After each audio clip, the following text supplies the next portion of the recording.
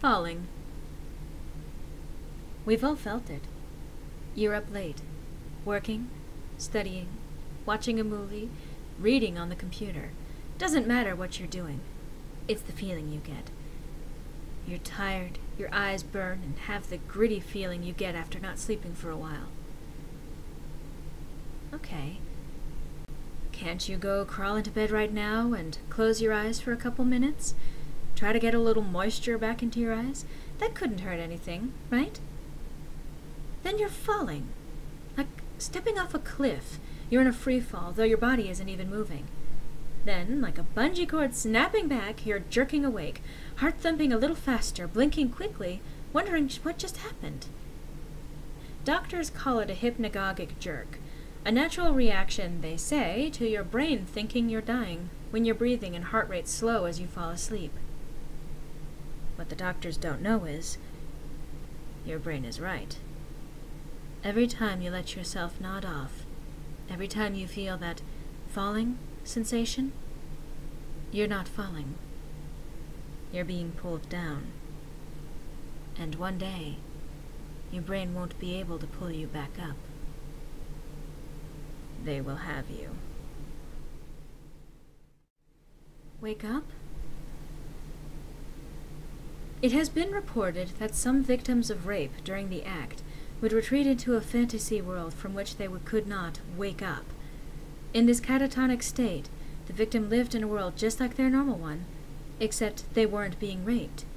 The only way that they realized they needed to wake up was a note they found in their fantasy world. It would tell them about their condition and tell them to wake up. Even then, it would often take months until they were ready to discard their fantasy world and please wake up! My fear of water. I've always had a terrible fear of being submerged completely in water. Not that I can't swim or anything. My dad made me learn. He said I almost drowned when I was really young. I was afraid of it because, for as long as I can remember, whenever I'm underwater and look up at the surface, I see a woman reaching down to me with a warm smile, with glowing golden hair and dark blue eyes. Even if it's just in a bathtub, it always happened. It was just normal for me, but I never got used to it. It was unnerving, but also soothing at the same time. She always made me feel like it was okay. I still avoided it, though, because I was just a kid, and it was really freaky. I never told my dad about it as a kid, but I did ask him about my mom. He never wanted to talk about her. Sometimes he even got mad at me for trying too hard to bring it up. It was only recently that I described this apparition to him. He nearly drove into a telephone pole. Obviously, he knew something. I asked him, again, about my mom. He still wouldn't say much, except that she died when I was very young, and that she loved me very much. He also admitted that her hair and eyes were those colors, just like mine. So I did some research on my own, looking up her name for myself on my birth certificate, and trying to find any references I could, any news clips about a boy nearly drowning, anything. I mostly wanted a picture, something I could match to my guardian angel. Today, buried in our town library, I found it. Winchester. Marie Withy, 28, drowned to death yesterday evening after climbing a razor wire fence and fleeing into a nearby reservoir. A funeral is scheduled by her family for the 25th. Marie was institutionalized just 6 months ago after being found not guilty of attempted murder on grounds of insanity. Her husband, Daniel Withy, had acted quickly enough to rescue their infant child when she was found trying to drown her in the bathtub. The growths. I've had them ever since I was a kid. I can remember being incredibly self-conscious about them, hiding them in my pockets, under books and bags.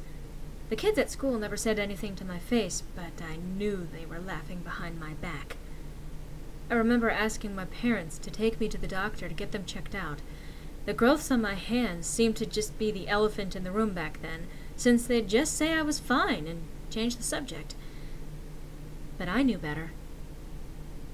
I had tried to remove them as a child, but without avail. Scissors, knives, potato peelers, Trying to cut or scrape them off was always a lost cause because I couldn't continue once the pain kicked in. But today was different.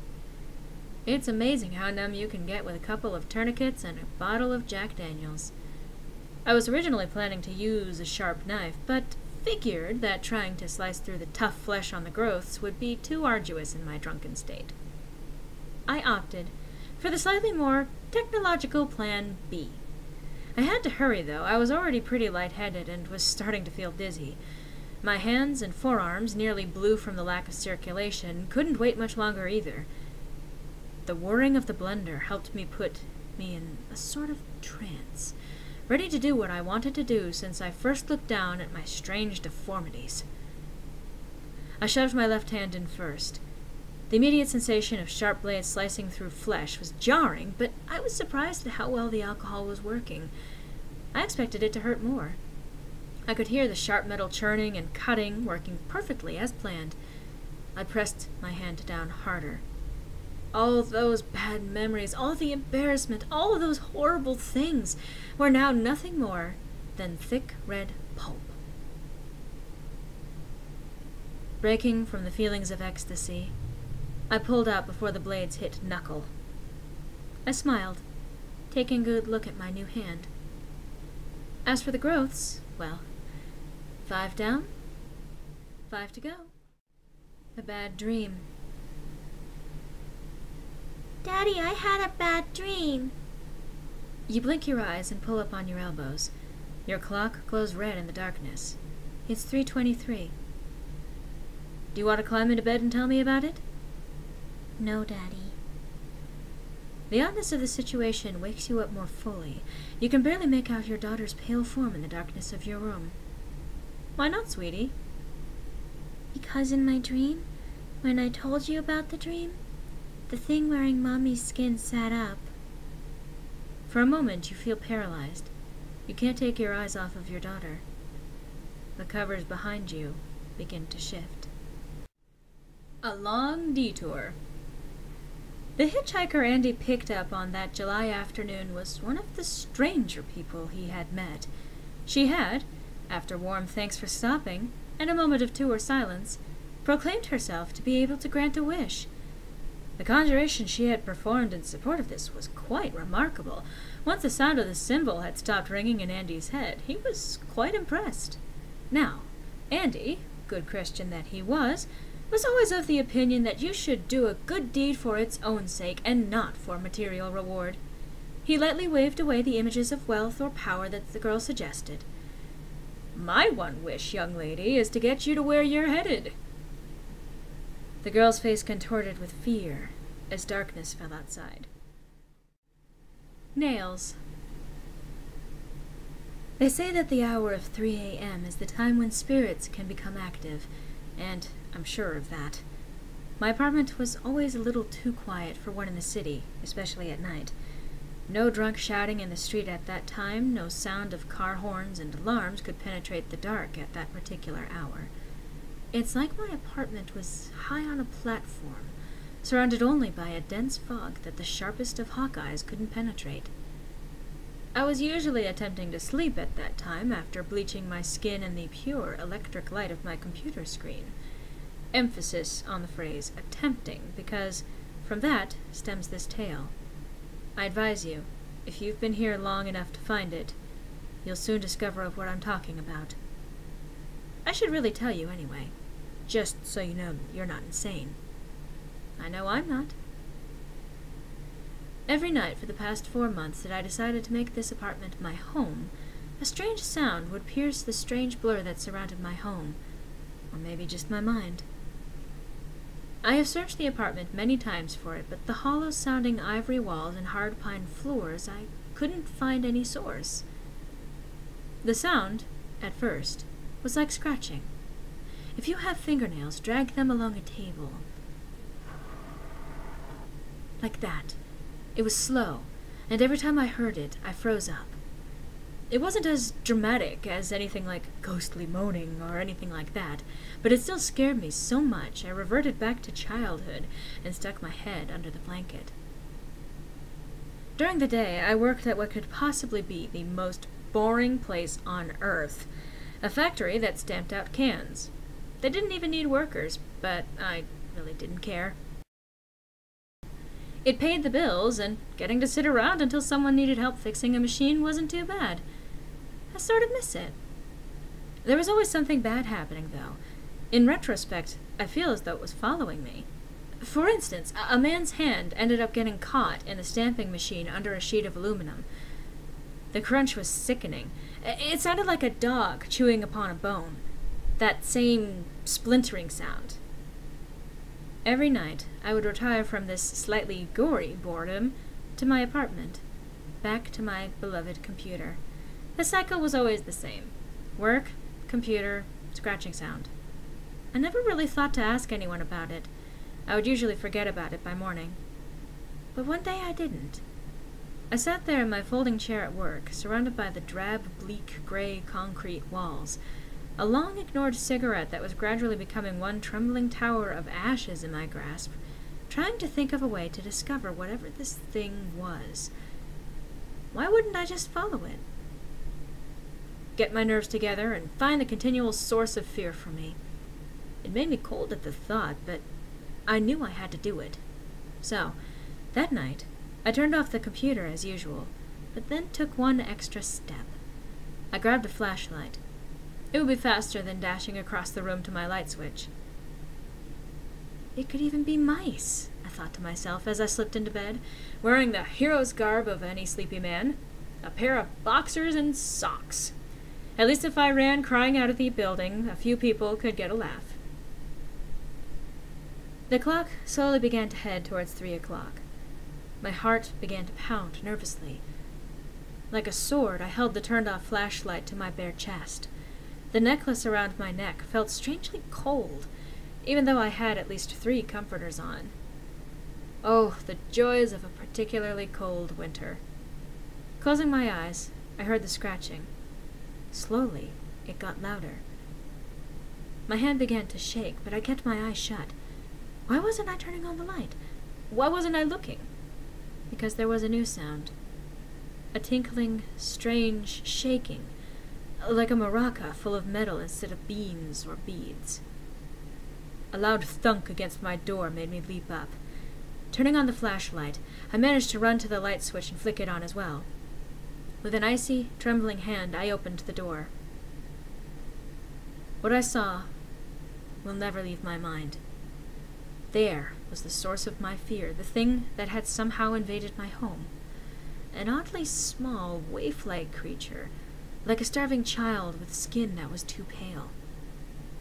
It was like a corpse dropped in water, for its skin was tinged with blue. Every vein was visible. Oh, how I wanted to gag at this sight, but it gets worse. Strategically placed in this demented creature's flesh, long metal nails were embedded. Through the tips of its fingers and toes, sticking out of its neck and shoulders, down its chest and out of its eyes. They were everywhere. How loudly I screamed, I didn't know. Would anyone hear it through the fog surrounding my house? Would I hear it? I couldn't stop staring. The dried, cracking blood against that decaying flesh brought up my earlier meal, and a gushing hot river of vomit poured out of my mouth onto the ground.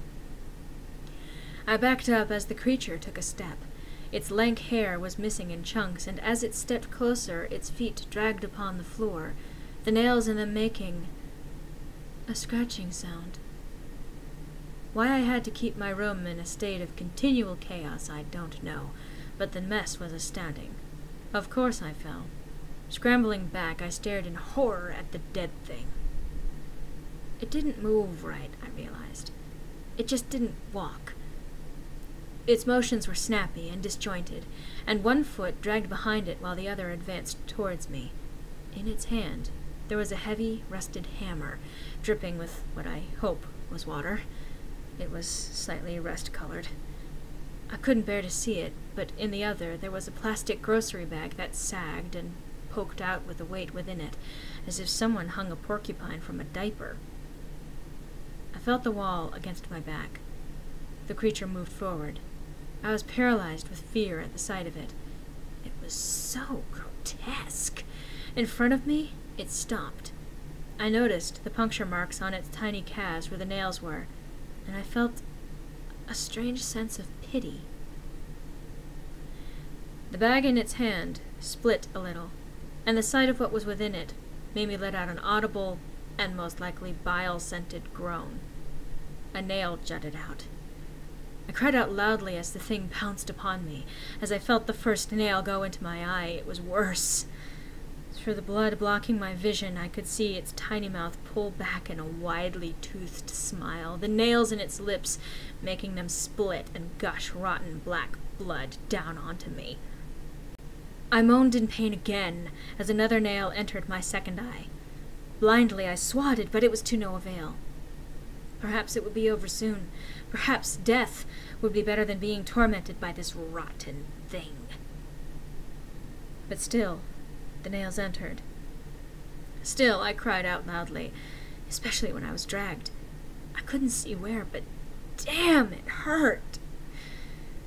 It's gone now, the nail child. I don't know where it went, but I know somewhere it will be coming out at 3 o'clock. And so will I.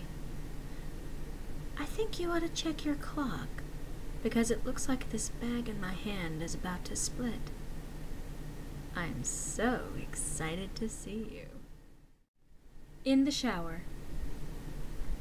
Have you ever been taking a shower while alone in the house and felt like something was moving around behind the curtain? Or watching you? Did you look up? Did you catch the very vaguest hint of eyebrows or a tuft of matted greasy hair above the curtain rod? That's not a good idea. It doesn't really like it if you see it. It likes it the most when you've got shampoo on your hair and your eyes are shut tight so your eyes don't sting. Or, even better, when there's soap and bubbles all over your soft pink face. It likes that the best because your eyes are clenched so tight. And even if you did want to open them, like if you heard a soft scratching against the plastic shower curtain, or a rasping of claws on bathroom tile, or the gentle splatter of drool or cum, or God knows what, well, you wouldn't open your eyes because it would burn, right? Right. Don't open your eyes. Because if you ever see its face, catch his eyes, well, it'll notice. Her. Stop. No, don't look. It just encourages them. You know who I'm talking about. Them. More specifically, her. Keep those eyes focused here. Don't look. Don't even glance.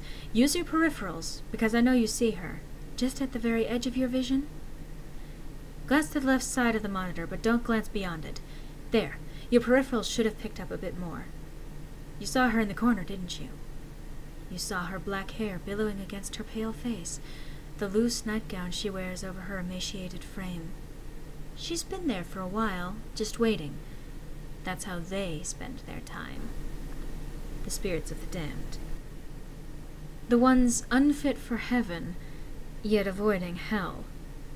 The ones who walk the earth with their sins on their shoulders. They live in constant, insurmountable, indescribable pain. The story goes that when St. Peter takes pity on a soul who has committed a grave sin, like murder, rape, torture, cannibalism, or worse, he punishes that soul and sends them back to our plane to exist among the living until they've successfully repented for their sins. But first, he rips out their eyes, so that they can covet not. Then, he tears their jawbone from their skull, so they cannot speak evils. No, don't look. She has moved closer, but that is only her curiosity. She can't actually see you, nor as you could see her. She sees in outlines, in blurs and motions. Her empty sockets let her see a person's soul, yet it is useless to her. She lives not on the person, but on the body. Her spirit hungers for communion of the flesh, but she is eternally denied. Only the Savior can be a proper conduit of communion to satisfy her cravings. She has tried, though. She has tried often in the past. She certainly has taken an interest in you, hasn't she? You see, she feeds on the living. She, like many before her, found humans to alleviate their ailments. She starves for communion, but humans like yourself can work as a placebo of sorts. She'll try to get you to turn, to see into the voids which take residence over where her eyes used to be. She'll pull you in, hypnotizing you with the dark, hollow sockets. She'll close in even more, excitedly exhaling on your supple skin. She'll jab her rotted teeth into your slender neck and lap the blood with her flopping tongue. I'll scrape in with my fangs and scoop out your flesh like ice cream. I'll yelp with glee at the warmth of your innards as I slash into your fatty abdomen. I'll pull the bones from their sinew and suck the marrow out like candied filling. I'll jab my bony fingers into your eyes and I'll take them for my own. I'll rip your jawbone from your skull and use it as my own. I'll become whole again, with your help. But it'll only work if you look. Candle Cove. The following is a series of exchanges taken from a social forum discussing the classic children's show, Candle Cove. Skyshale 033. Subject: Candle Cove Local Kids Show. Does anyone remember this kids show? It was called Candle Cove, and I must have been 6 or 7. I never found reference to it anywhere, so I think it was on a local station around 1971 or 1972. I lived in Ironton around the time. I don't remember which station, but I do remember it was on at a weird time, like 4 p.m. Mike Painter 65. It seems really familiar to me. I grew up outside of Ashland and was 9 years old in 72. Candle Cove. Was it about pirates? I remember a pirate marionette at the mouth of a cave talking to a little girl. Skyshield 033. Yes! Okay, I'm not crazy. I remember Pirate Percy. I was always kind of scared of him. He looked like he was built from parts of other dolls, real low budget. His head was an old porcelain baby doll, looked like an antique that didn't belong on the body. I don't remember what station this was. I don't think it was WSTF, though. Jaren 2005. Sorry to resurrect this old thread, but I know exactly what you mean, Skyshale. I think Candle Cove ran for only a couple of months in 71, not 72. I was 12 and I watched it a few times with my brother. It was Channel 58, whatever station that was. My mom would let me switch to it after the news. Let me see what I remember. It took place in Candle Cove, and it was about a little girl who imagined herself to be friends with pirates. The pirate ship was called the Laughingstock, and Pirate Percy wasn't a very good pirate because he got scared too easily. And there was calliope music constantly playing. I don't remember the girl's name. Janice or Jade or something. I think it was Janice. Skyshale 033. Thank you, Jaren. Memories flooded back when you mentioned the Laughingstock in Channel 58. I remember the bow of the ship was a wooden smiling face with the lower jaw submerged. It looked like it was swallowing the sea, and it had that awful Ed Wynn voice and laugh. I especially remember how jarring it was when they switched from the wooden plastic model to the foam puppet version with the head that talked. Mike Painter 65. Ha ha! I remember now too. Do you remember this part, Scarshale? You have to go inside. It hurts. Skyshale 033. Ugh, Mike, I got a chill reading that. Yes, I remember. That's what the ship always told Percy when there was a spooky place he had to go in, like a cave or a dark room where the treasure was. And the camera would push in on Laughingstock's face with each pause. You have to go inside. With his 2 eyes askew, and that flopping foam jaw, and that fishing line that opened and closed it, it looks so cheap and awful. You guys remember the villain? He had a face that was just a handlebar mustache above really tall, narrow teeth. Kevin Hart. I honestly thought the villain was Pirate Percy. I was about 5 when the show came on. Nightmare fuel. Jaren, 2005. That wasn't the villain, the puppet with the mustache. That was the villain's sidekick, Horace Horrible. He had a monocle too, but it was on top of the mustache. I used to think it meant he only had one eye. But, yeah, the villain was another marionette. The Skin Taker. I can't believe what they let us watch back then. Kevin Hart. Jesus H. Christ, the Skin Taker. What kind of kids show were we watching? I seriously could not look at the screen when the Skin Taker showed up. He just descended out of nowhere on his strings, just a dirty skeleton wearing that brown top hat and cape, and his glass eyes that were too big for his skull. Christ almighty. Skyshale 033. Wasn't his top hat and cloak all sewn up real crazily? Was that supposed to be children's skin? Mike Painter 65. Yeah, I think so. Remember his mouth didn't open and close, his jaw just slid back and forth. I remember the little girl said, "Why does your mouth move like that?" And the Skin Taker didn't look at the girl, but at the camera, and said, "To grind your skin." Skyshale 033. I am so relieved that other people remember this terrible show. I used to have this awful memory, a bad dream I had, where the opening jingle ended, the show faded in from black, and all the characters were there, but the camera was just cutting to each of their faces, and they were just screaming, and the puppets and marionettes were flailing spastically, and just all screaming. The girl was just moaning and crying like she had been through hours of this. I woke up many times from that nightmare. I used to wet the bed when I had it. Kevin Hart. I don't think that was a dream. I remember that. I remember that was an episode. Skyshale 033.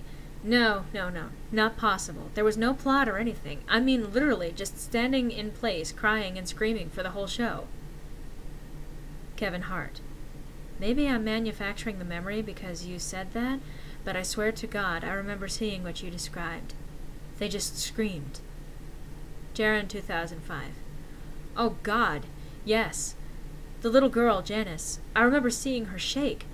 And the Skin Taker screaming through his gnashing teeth, his jaw careening so wildly I thought it would come off its wire hinges. I turned it off, and it was the last time I watched. I ran to tell my brother, and we didn't have the courage to turn it back on. Mike Painter, 65. I visited my mom today in the nursing home. I asked her about when I was little in the early 70s, when I was 8 or 9, and if she remembered a kids' show, Candle Cove. She said she was surprised I could remember that, and I asked why. And she said, "Because I used to think it was so strange that you said, 'I'm gonna go watch Candle Cove now, Mom,' and then you would tune the TV to static and just watch dead air for 30 minutes. You had a big imagination with your little pirate show." It hurts, it hurts, it hurts, it hurts.